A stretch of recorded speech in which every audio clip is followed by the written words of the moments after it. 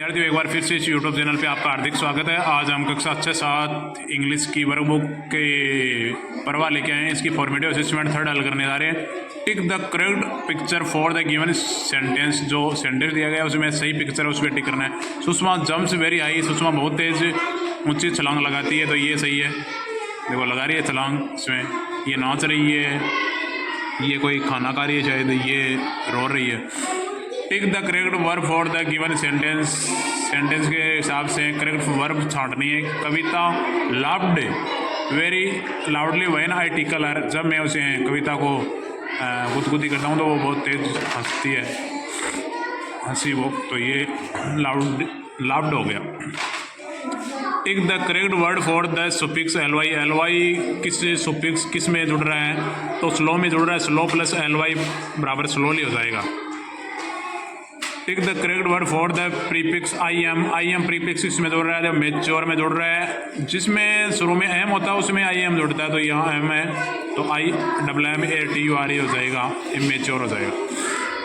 Your friend has a bad habit of reaching school late very every day. तुम्हारे दोस्त में एक गंदी आदत है, स्कूल में देरी से आने की एक आदत है daily. What will you tell him or her. आप उसे क्या सलाह देंगे। Has a bad habit of reaching school late every day. What will you tell him or हर।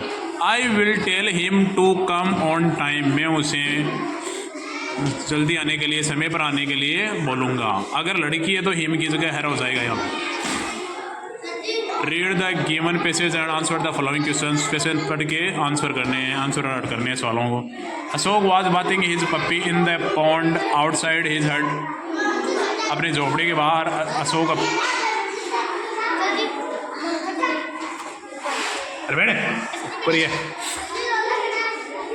अशोक अपनी पप्पी को अपने झोपड़ी के बाहर तालाब में नहला रहा था। The puppy was very mischievous. Puppy है जो बहुत शरारती थी।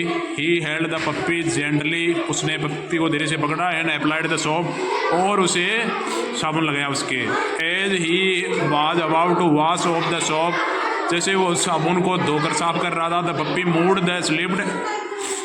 And slipped into the pond. तो पप्पी उसके हाथ से छूट गई और तालाब में गिर गई।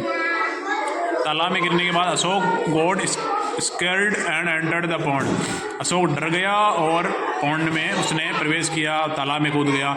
ही caught it just in time. उसने जल्दी उसे पकड़ लिया।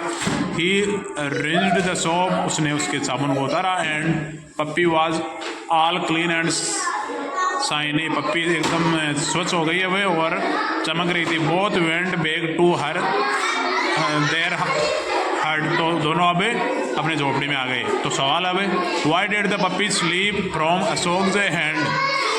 अशोक के हाथों से पप्पी कैसे गिर गई। तो पप्पी स्लीप्ड फ्रॉम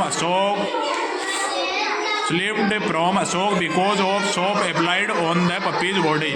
अशोक के हाथों से पप्पी इसलिए गिर गई क्योंकि पप्पी के साबुन बॉडी पे साबुन लगा रहा था वो तब।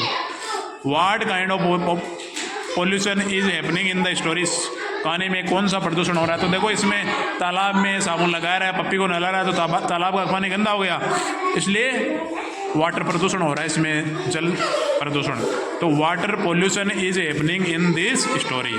तो इस प्रकार ये फॉर्मेटिव असेसमेंट 3rd कंप्लीट हुआ।